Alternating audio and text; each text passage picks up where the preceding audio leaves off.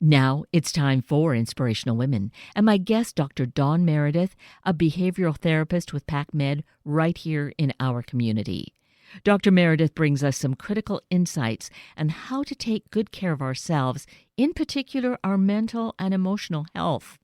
This time has impacted all of us, granted in different ways, but it's important to have a heightened awareness around this. So let's meet Dr. Merydith and learn. Dr. Dawn Merydith, good morning, and thank you so greatly for being with us this morning. Thank you. It's good to be here. I really am grateful that we have this opportunity, that you are sharing your time and your expertise with us. So I have a little idea about you, but so our listeners really get a sense of who you are and what you do. Could you tell us a little bit about what you do for PacMed?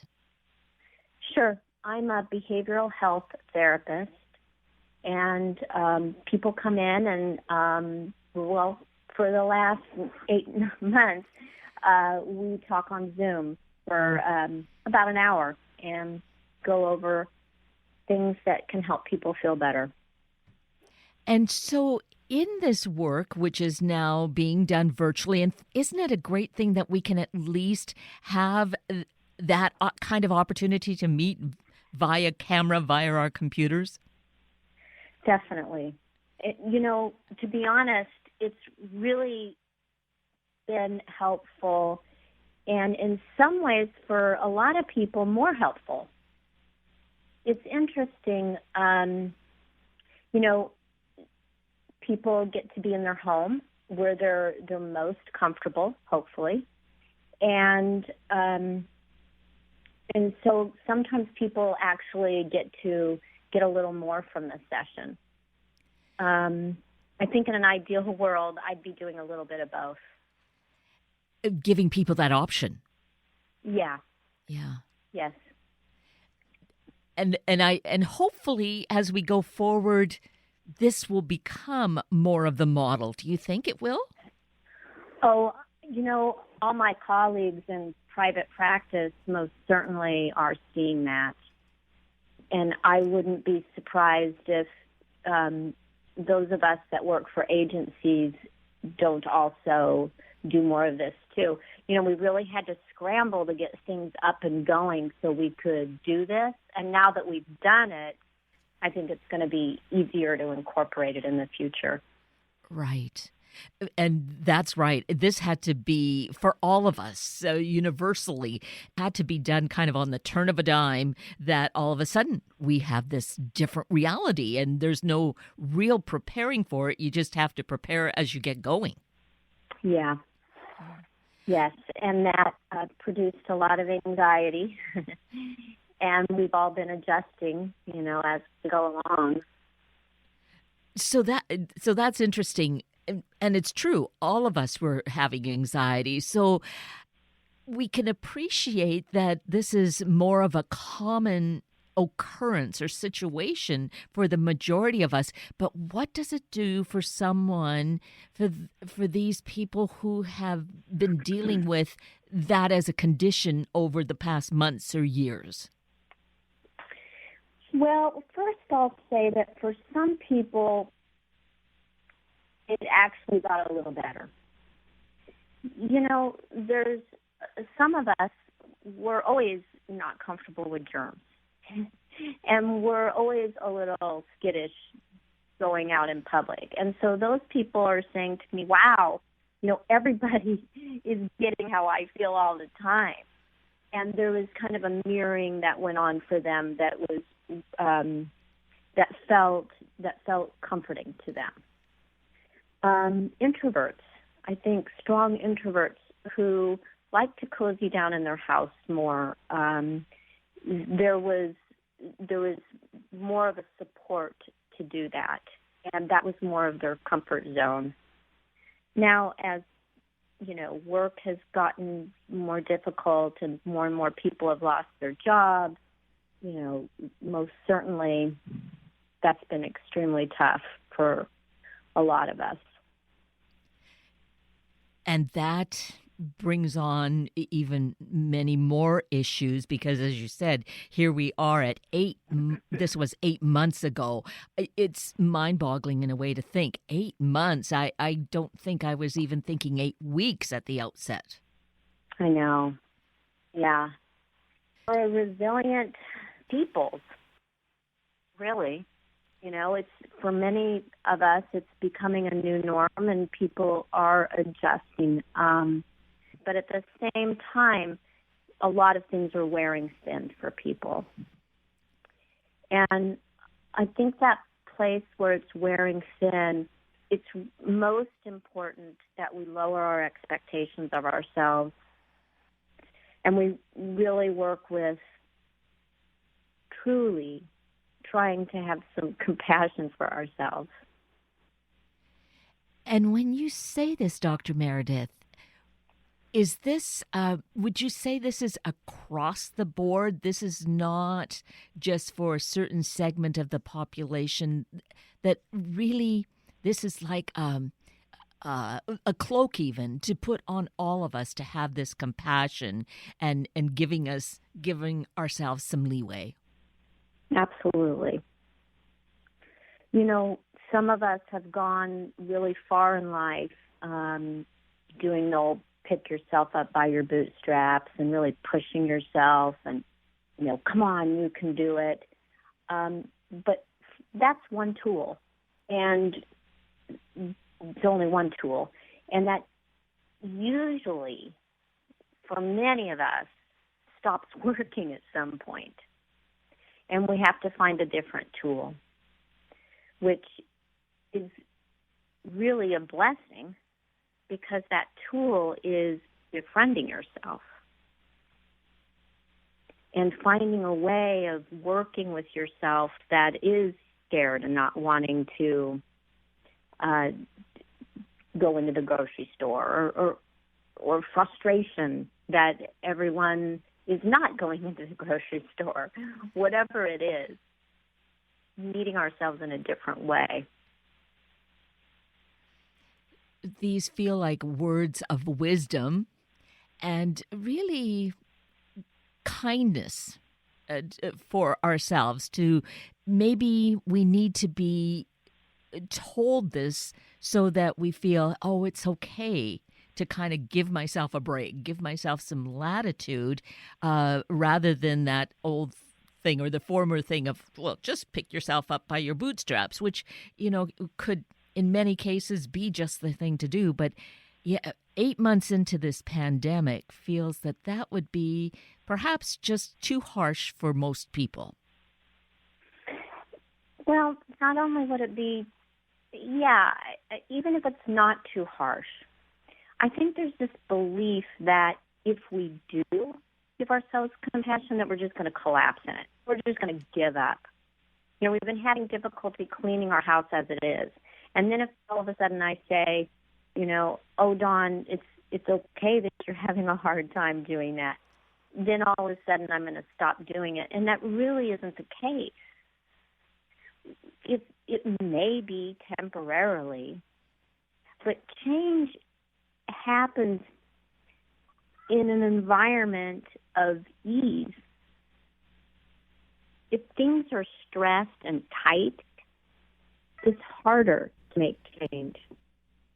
Now, the opposite is true too, right? Like, we live through a crisis, and that's where really the biggest change happens. You have an illness, someone dies, you get through it, and on the other side, you're like, oh my goodness, all this change has happened. I've really grown from that.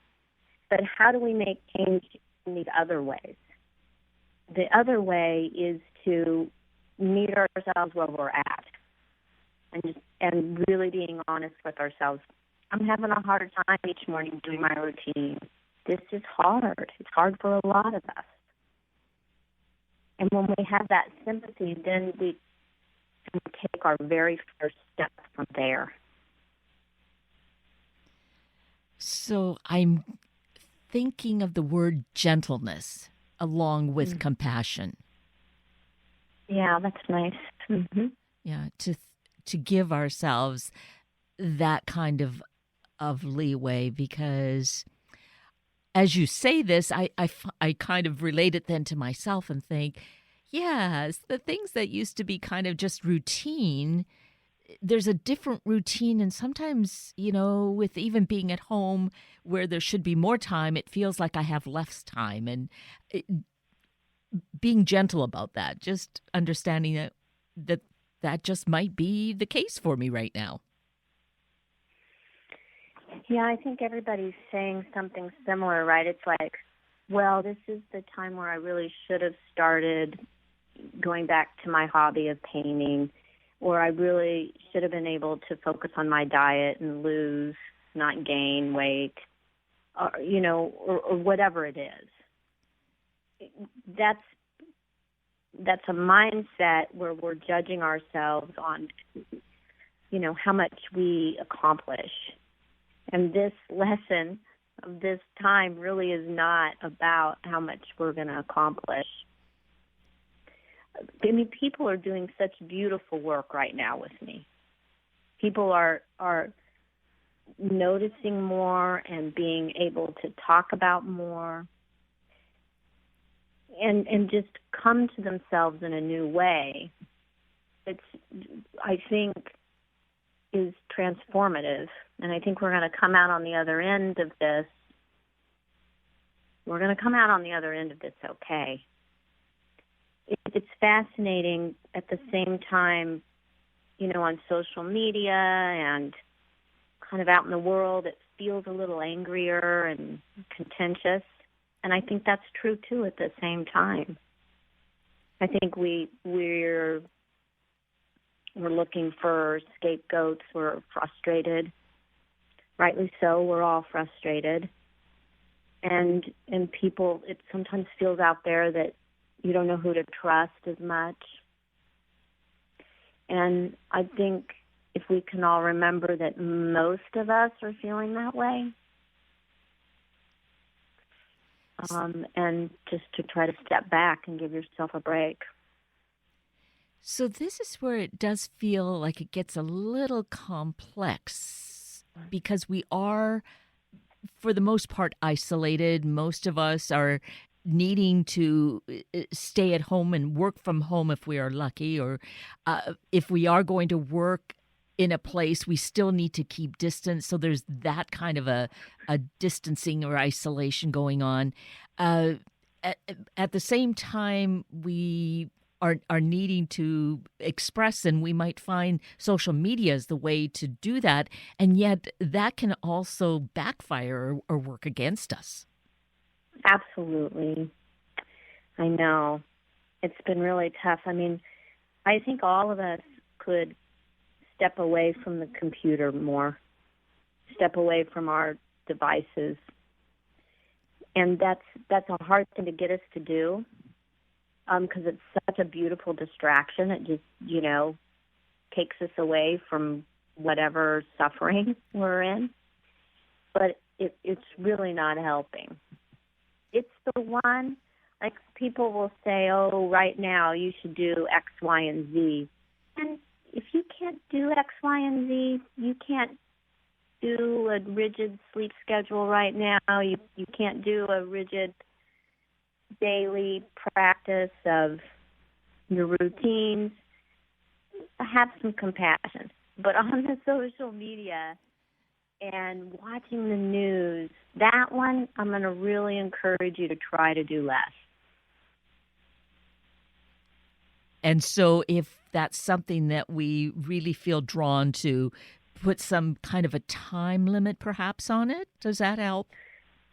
Yeah, some people have done the time limit. Some people have said, okay, I will only look at, 5 of the news outlets. Where before I was looking at 20 of them, right? Or some people have gone and just put in their feeds positive news.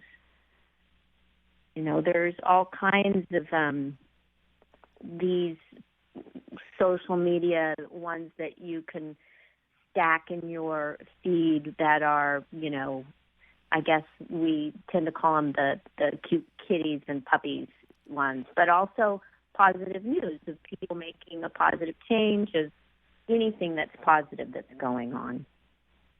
Right. Because we can fill ourselves up with one or the other or some of both, but I guess to understand, we have a choice to make that decision on what it is that's going inside. Right.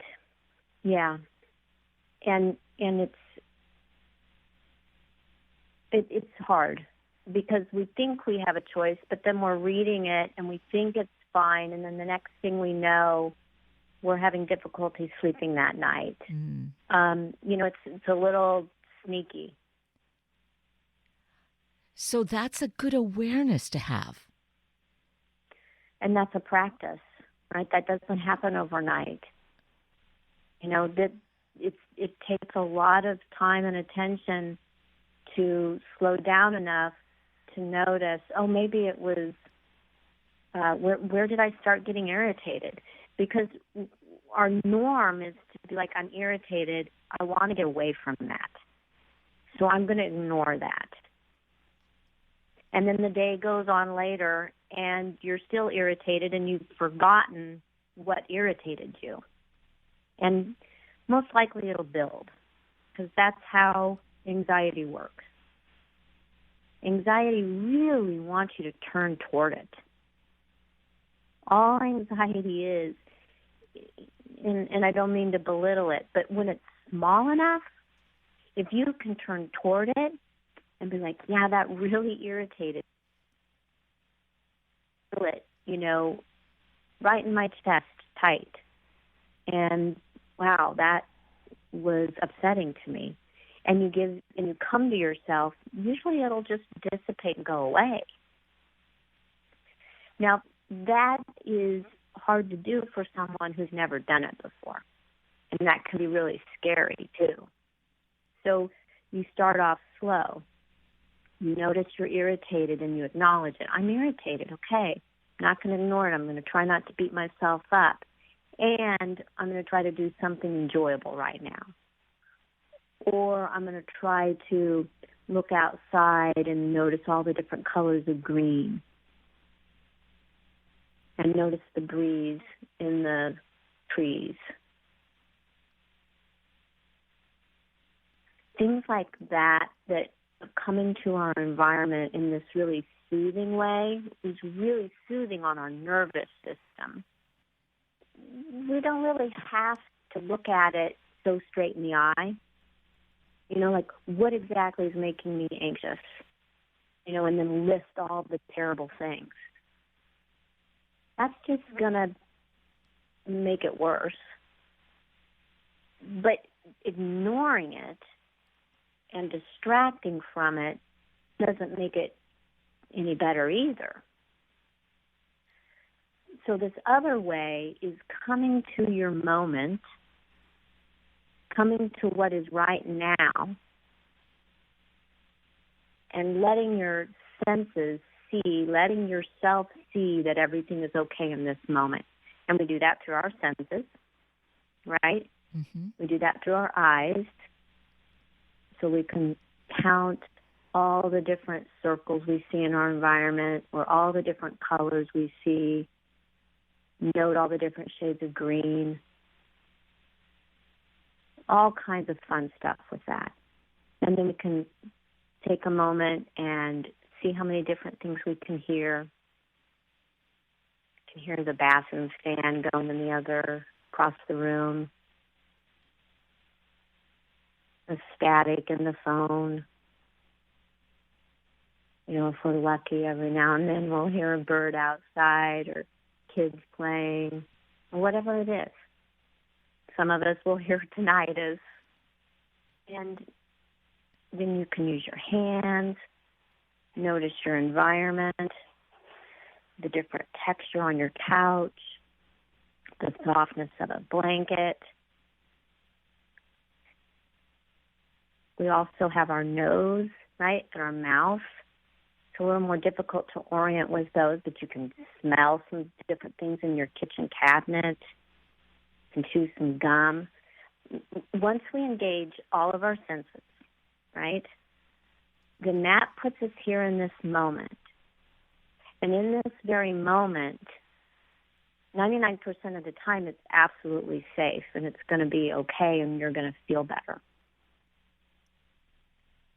Well, just having you walk and talk us through this in itself has felt so soothing.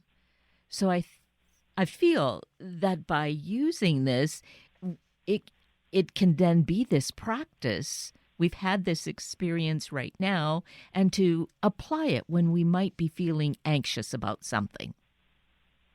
Absolutely. And you just practice. You try to practice this, 2-3 times a day until it becomes more habit forming. And so then when you're anxious, you'll remember to go to it. If you just try to use it when you're anxious, it'll be more difficult. So you try to practice it just throughout your day. When I've heard others address this or something similar to this, there's been talk of deep breathing, which can help, but somehow this feels a little more soothing. Sometimes deep breathing can feel like it can cause anxiousness itself. Yeah. Sometimes breathing, focusing on the breath, helps some people, and for some people, it doesn't work. This is usually the starting point. What you're doing when you're doing your breathing is you're using your senses on the inside, right? You're using your sense of touch on the inside. Mm. And that is the place that showed people that they were scared in the first place. So going back to that, unless you're really practiced at this isn't going to be the first place we want to start. Well, this practice feels really nurturing and feels like really quite simple for any of us to do in any circumstance. And it can take as long or as short as the time that we have to be able to address it. Yes. Yeah. And the more you do it, the more you'll see, the more you'll get out of it. Which is wonderful. And to start now, because I'm thinking in terms of the season, this is when a lot of the kind of holiday or social kinds of things would normally happen. And they still may at some level be happening, maybe virtually, but, people, family members do gather in small groups. What is your recommendation around that, Dr. Merydith? Well, I think we go back to that, having some compassion for yourself and lowering your expectations. Different people are going to feel comfortable doing different things. And it's really important for each person to try to figure out what's best for themselves. Holidays is the time where, we get caught in that trap of just trying to please everybody else. So this, especially during this time, it's a perfect opportunity for us to practice coming back to ourselves and seeing what is really going to take care of me. What do I need during this time? Again, it feels like such soothing calmness to do that for ourselves, and to consider within all of this with the holiday season, which often includes a lot of gift giving, is to, I think, here, particularly at this time when finances are a strain for many people, if we could maybe, except for young children even, make it kind of a blanket agreement, not to overstretch in that way, to do things differently, perhaps. I hope so.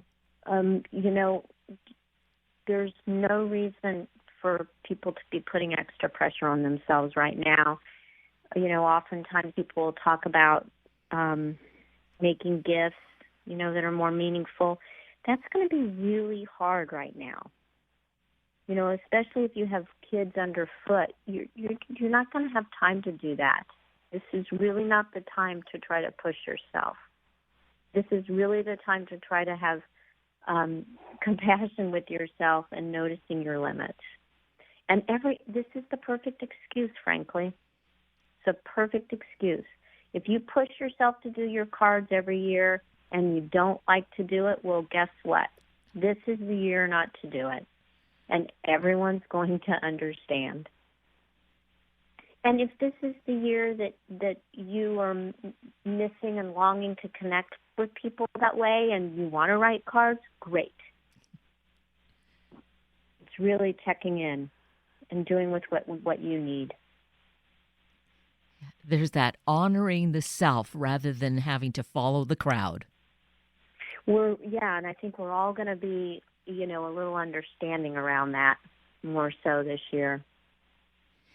And certainly that's the hope. I mean, we're all really in this together. Some people may be in a little more, in a different space and maybe we might feel they have power over us in some way. So this is a time to really feel strong enough to assert that. If we need to have more space, if we need to have a little more understanding or compassion from someone. Yeah.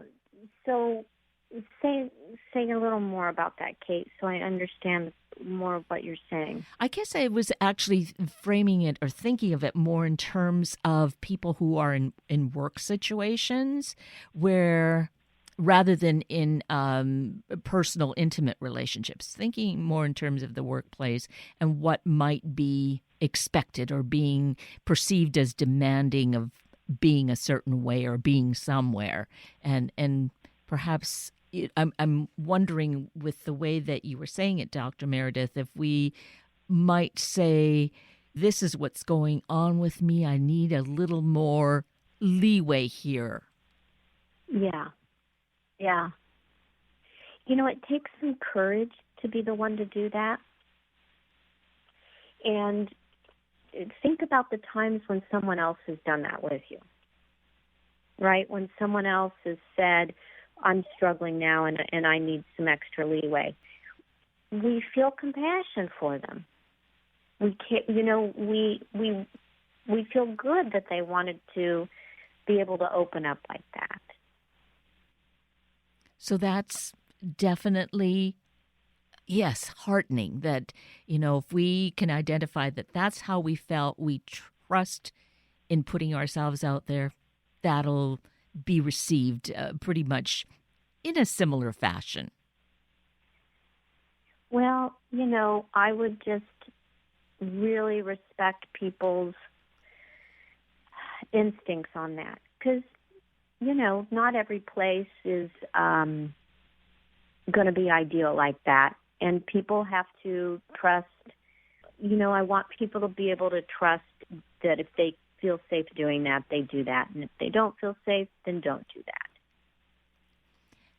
You are so wonderful by bringing us back to that place of, checking in with ourselves on what feels right and what is comfortable and being compassionate with ourselves.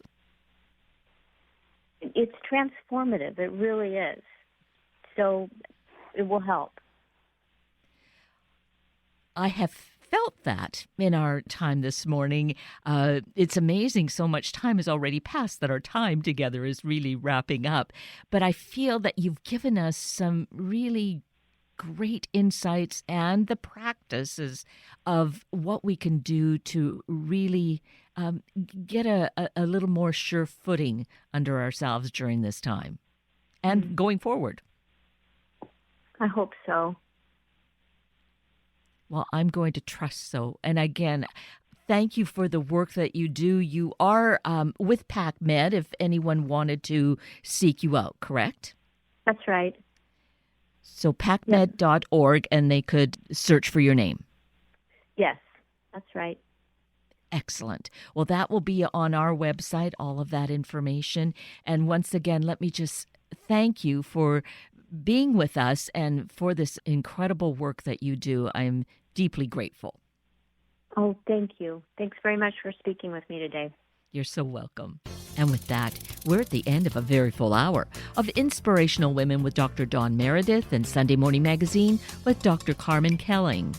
I'm Kate Daniels, your host, and I greatly appreciate your sharing this hour with me and these special guests. For details you might have missed or information you'd like to know, please just send me an email, kated@warm1069.com, and I will get right back to you.